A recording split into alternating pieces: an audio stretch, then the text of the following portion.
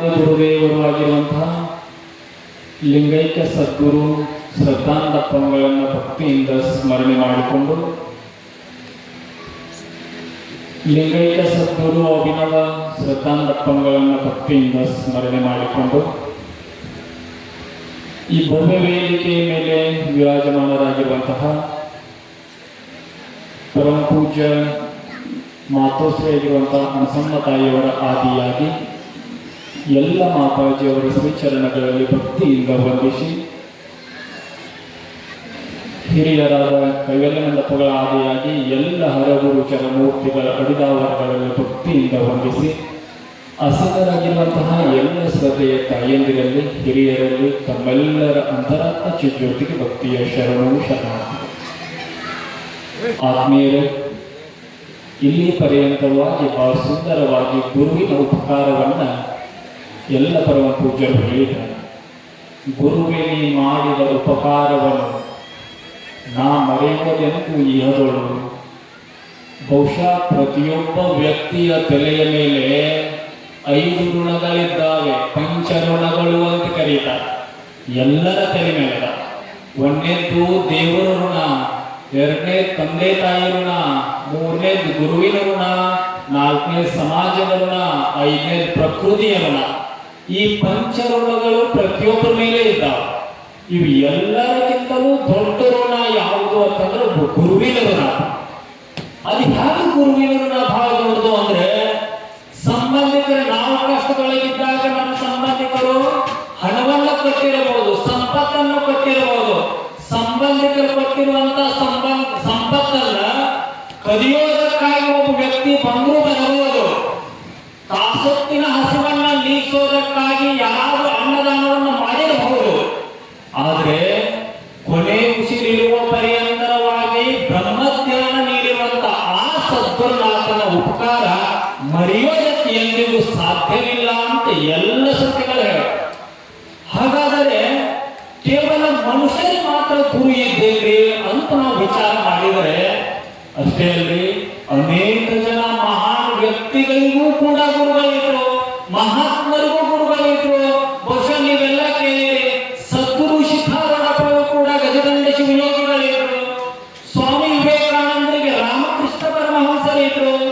ಛತ್ರಪತಿ ಶಿವಾಜಿ ಮಹಾರಾಜರಿಗೆ ಗುರು ರಾಮದಾಸ್ ಮಹರ್ಷಿಗಳಿದ್ರು.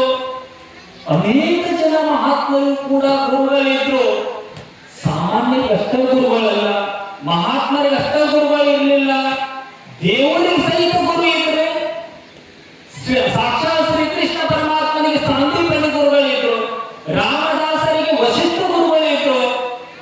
ಅದಕ್ಕೆ ಗುರು ಬಹಳ ದೊಡ್ಡವನಪ್ಪ. ಅವನ ಉಪಕಾರ ಪ್ರತಿಯೊಬ್ಬ ವ್ಯಕ್ತಿಗಾದ ಕಾರಣ. ಅವರು ಬರದಾರ, ಒಡಲೊಳಗಿನ ವಿದ್ಯೆ ಒಳಗೂಡಿ ಬರುತ್ತಿರಲು ಕಳ್ಳರು ನಪರು ಕದಿಯಬಹುದೆಂತೆಂದ ಸರ್ವಜ್ಞ. ಇದ್ದ ಆಸ್ತಿ ಎಲ್ಲ ಪಾಲ ಕೆಳಕ ಅಣತವರು ಬರ್ತಾರ. ಆ ಗುರು ಕೊಟ್ಟಿರುವಂತ ಬ್ರಹ್ಮಜ್ಞಾನೊಳಗ ಪಾಲ ಕೊಡುವಂತ ಯಾವ ಸಂಬಂಧಿಕರು ನಮ್ಮನ್ನು ಕೇಳ್ತಾರ?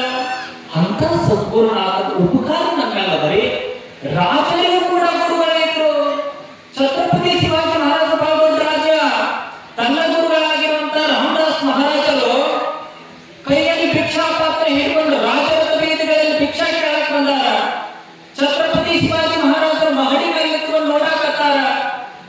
ನನ್ನ ಗುರುಗಳು ಕೈಯಲ್ಲಿ ಭಿಕ್ಷಾ ಪಾತ್ರ ಹಿಡ್ಕೊಂಡು ಭಿಕ್ಷಾ ಕೇಳೋದ ಇದಾವ ನ್ಯಾಯ ಕೆಳಗೆ ಓಡೋಡಿ ಬರ್ತಾರ. ತನ್ನ ಕಲ್ಲು ಹೇಳ್ತಾರ, ಒಂದು ಬಿಳಿ ಪೇಪರ್ ಕೊಡುವಂತ ಶಿವಾಜಿ ಮಹಾರಾಜ ಕೇಳಿ ಇಸ್ಕೊಂಡು ಬಡವನ ಬರೆದಿಡ್ತಾರೆ, ಬರೆದು ಸಹಿ ಮಾಡ್ತಾರ. ಹಾಗೆಯನ್ನ ಮಾಡಿಸಿ ರಾಮದಾಸ್ ಮಹಾರಾಜರ ಭಿಕ್ಷಾ ಪಾತ್ರದಲ್ಲಿ ಹಾಕ್ತಾರ.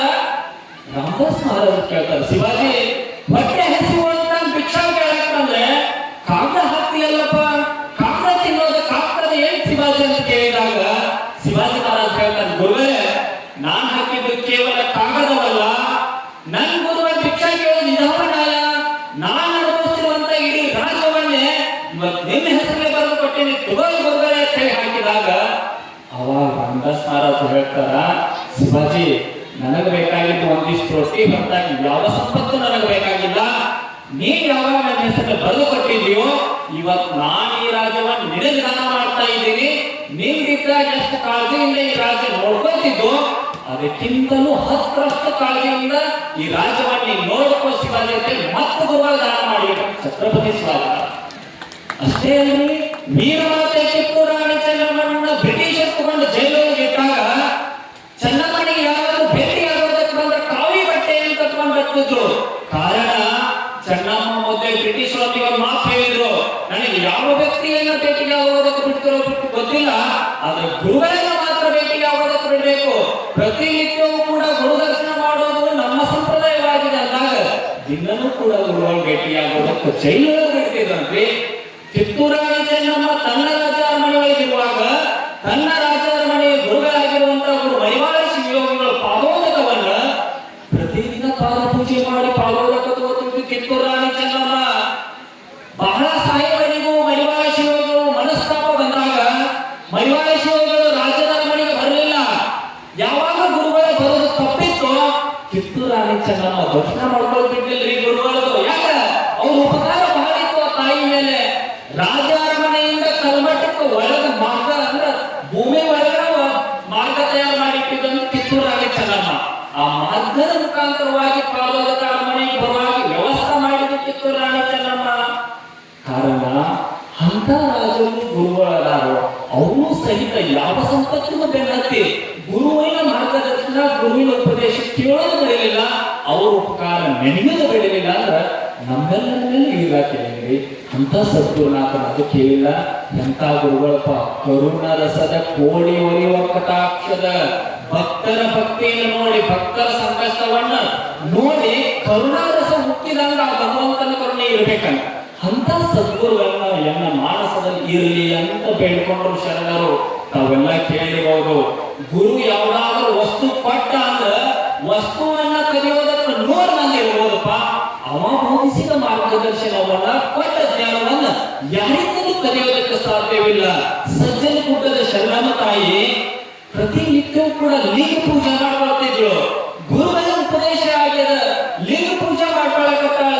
ಊರೊಳಗಿರುವಂತಹ ಕುಹಕಿಗಳು ವಿಚಾರ ಮಾಡ್ತಾರ, ಲಿಂಗ ಪೂಜೆ ಮಾಡೋದಕ್ಕೆ ಸಜ್ಜನ ಗುಡ್ಡದ ಶರಣಮ್ಮ ಯೋಗ್ಯನಲ್ಲ, ಇವಳನ್ನು ಬಡಿಬೇಕಂತ 7 ಜನ ಬರ್ತಿದ್ರು.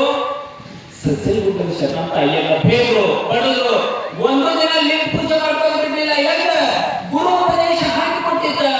ಒಂದ್ ದಿವಸ ಪೂಜೆ ಮಾಡ್ಕೊಳ್ಳಕ್ ಕೈಯೊಳಗಿನ ಲಿಂಗನ ಕಿತ್ತು ಬಿಡ್ತಾರ. ಅವಾಗ ನೋವಾಗ್ತದ ಸಜ್ಜನ ಗುಡ್ಡದ ಶರಣಮ್ಮ ತಾಯಿಗೆ. ಯಾರು ಇದನ್ನ ಜಾಗದಲ್ಲಿ ಕೂತ್ಕೊಂಡು ಹೋಗಿ ಲಿಂಗ ಪೂಜೆ ಮಾಡ್ತಾರ ಸಜ್ಜನ ಗುಡ್ಡದ ಶರಣಮ್ಮ ತಾಯಿ. ಮತ್ತೆ 7 ಜನರಿಗೆ ಗೊತ್ತಾಗ್ತದೆ. ಪೂಜಾ ಮಾಡಿದ ತಕ್ಷಣ ಎದೆ ಮೇಲೆ ಲಿಂಗ ಕಟ್ಕೊಂಡ ಮತ್ತೆ ಎದೆ ಮೇಲೆ ಲಿಂಗ ಕಿತ್ತು ಬಿಡ್ತಾರ. ಅವಾಗ ಬಹಳ ನೋವಾಗ್ತದೆ ಸಜ್ಜನ ಗುಡ್ಡದ ಶರಣಮ್ಮ ತಾಯಿಗೆ. ಲಿಂಗ ತಗೊಂಡು ತನ್ನ ತುರುಬದೊಳಗೆ ಇಟ್ಕೊಳ್ತಾಳ. ಅವಾಗ ಮತ್ತವ್ರಿಗೆ ಗೊತ್ತಾಗಿತ್ತು, ಮತ್ತು ತುರುಬದೊಳಗೆ ಲಿಂಗ ಕಿತ್ತು ಬಿಡ್ತಾರ.